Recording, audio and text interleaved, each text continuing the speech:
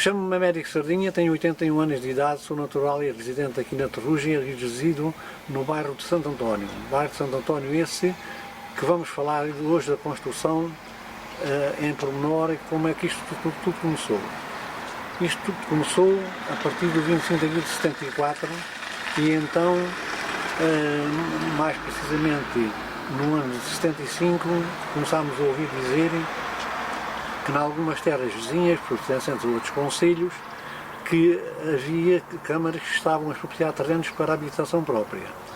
Acontece que nós também estávamos interessados no mesmo, em angariarem, portanto, terrenos para fazer a construção e então começámos por fazer uma primeira, muitas reuniões na Casa do Povo para pensar a estratégia que havíamos de fazer, como havíamos de fazer, em face disso, que sabemos que as outras câmaras já estavam a expropriar terrenos aqui nos concelhos vizinhos.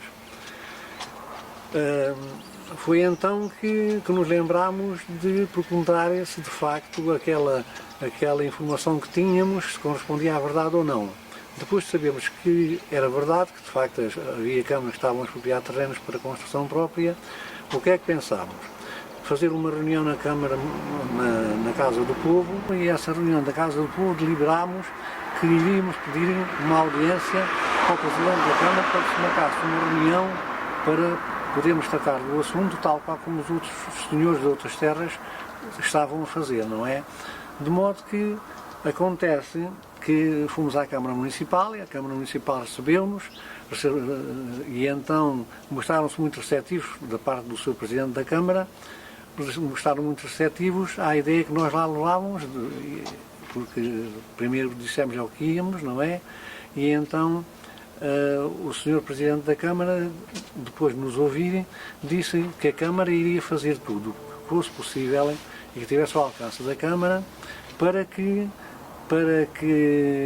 se pudesse dar continuidade ao processo de expropriação que se iria fazer, que foi garantido pela Câmara Municipal. Entretanto, devo dizer que nessa altura as câmaras municipais trabalhavam muito em articulação com uma entidade que o Caçadores 8 tinha, o quartel de Caçadores 8 tinha, que era uma entidade chamada Gabinete de Indemnização da Unidade. Eles trabalhavam muito em articulação com a tropa. De modo que o Sr. Presidente, quando estávamos na reunião, perguntou-nos se nós já tínhamos alguma ideia de onde e quando, de onde queríamos que nascesse o citado bairro, portanto, o bairro que lhe tínhamos apresentado em conversa. E então nós dissemos que aquilo que pretendíamos, se fosse possível, seria a continuidade do ramal das escolas, uma vez que aqui já havia esgotos até às escolas e que era só dar a condição dos esgotos pelo ramal acima. O Sr. Presidente disse que pronto, que ele ia ver, não é, saber quem era o proprietário do terreno e falar com o proprietário do terreno. E depois de falar com o proprietário do terreno nos diria alguma coisa. Assim foi. Soube quem é que era o proprietário do terreno. A segunda reunião que tivemos com a Câmara Municipal, soubemos que havia um entrave. Um entrave esse que era o seguinte: o senhor, dono da terra, opunha-se terminantemente a que fosse expropriada a terra. Então, a Câmara Municipal, o Sr. Presidente não era uma pessoa ainda muito experiente também da Câmara Municipal e talvez não tivesse esta informação, de maneira que assim que soube quem é que era o dono da terra e que falou com ele, o homem negou-se terminantemente a ceder a terra. Bem, como a tropa estava também por dentro disso, e em articulação com a Câmara Municipal pensava. Então, Américo, desculpe lá, eu posso fazer uma pergunta? Vocês quando se reuniram já tinham uma associação formada ou era tudo aqui? Não, tudo uma coisa vulgar, era só os interessados. Interessados, não as é? pessoas interessadas. É que reuniam, não é?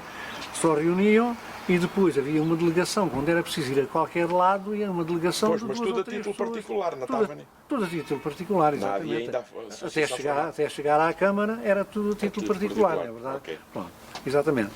Pronto. Depois, soube-se depois, na altura, que desde que fosse um assunto que fosse para tratar, que fosse de utilidade pública, a Câmara Municipal podia fazer a expropriação do terreno sempre sem a concordância Claro. do dono do terreno, não é? Pronto, a partir daí ficava mais à vontade, que é coisas que se iria processarem e que iria sair bem, não é? Entretanto, a Câmara Municipal toma em mãos o processo e foi-nos dito então, depois na segunda reunião, que a Câmara Municipal que se responsabilizava pela expropriação do terreno, uma vez que, se por acaso o senhorio da terra não mudasse de opinião, não é? Portanto, partia-se para a expropriação para a utilidade pública. Pronto. Então ficava mais à vontade, não é? Ficava mais à vontade. A Câmara Municipal, então, o que é que começa por fazer? Depois de estar ciente de que podia fazer a expropriação, começou então por fazer a marcação do terreno.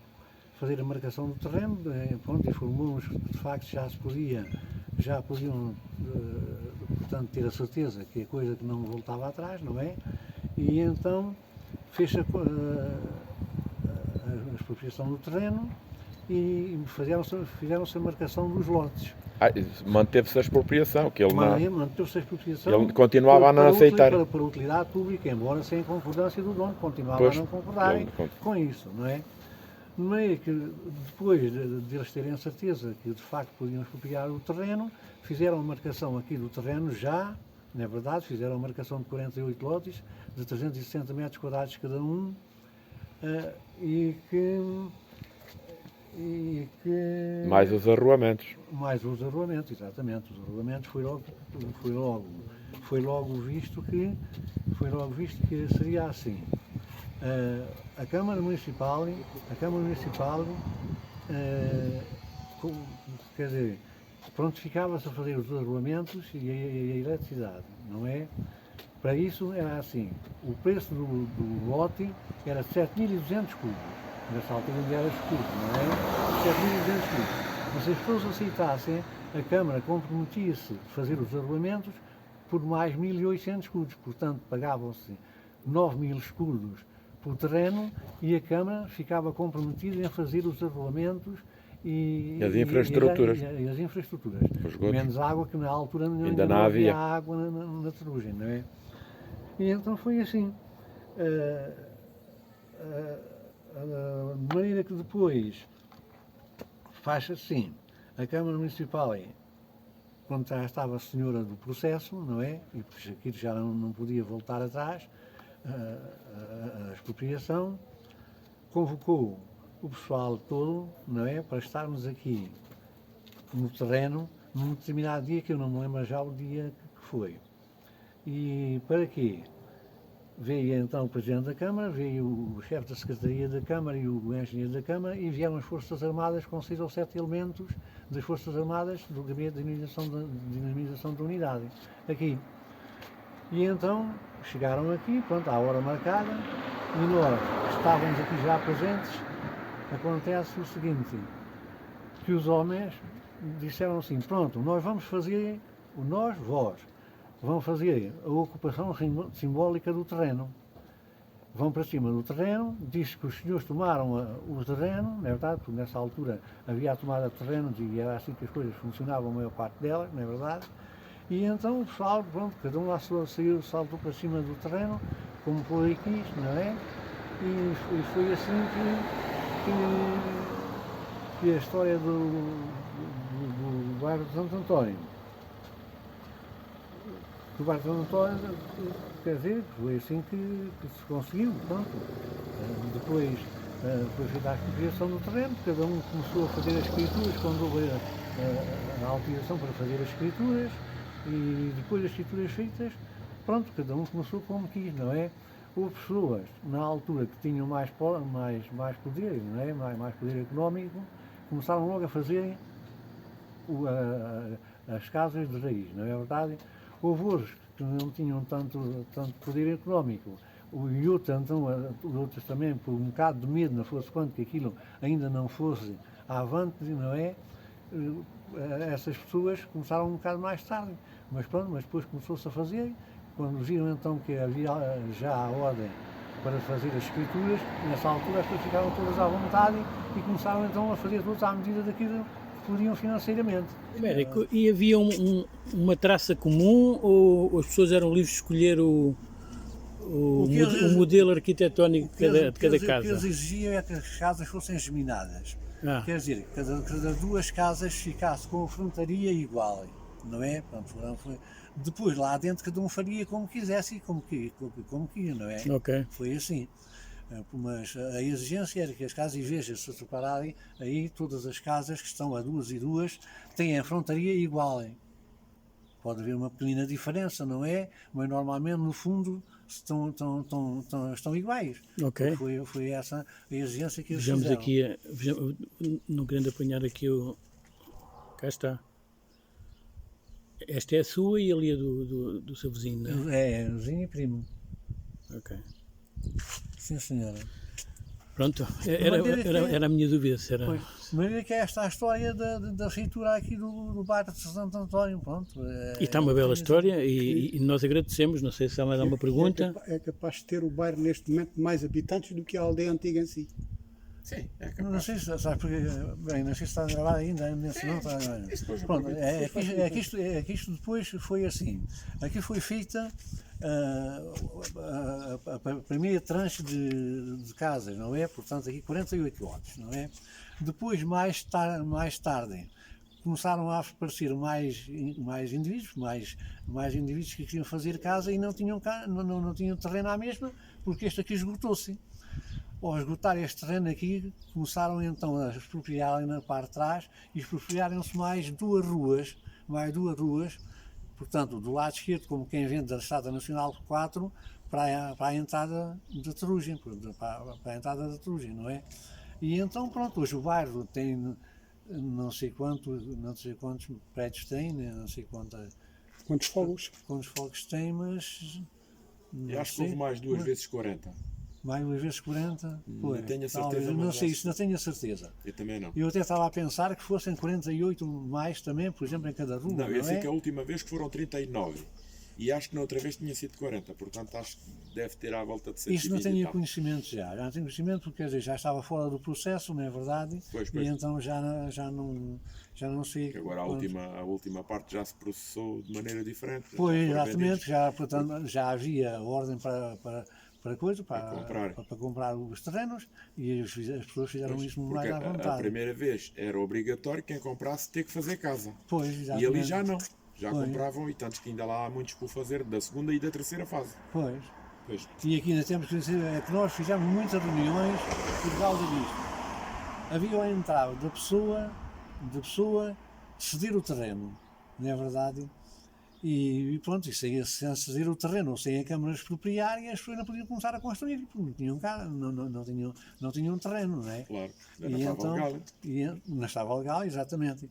A todo momento que a Câmara disse o terreno está legal, podem começar a construir, que agora é só mexer o resto dos papéis, e a partir do momento que está a escritura feita, não é verdade, da Câmara com o senhorio, portanto os senhores podem ir a fazer a escritura à Câmara também, e a partir daí fazem à vontade. Sim, Sr. Chamérico.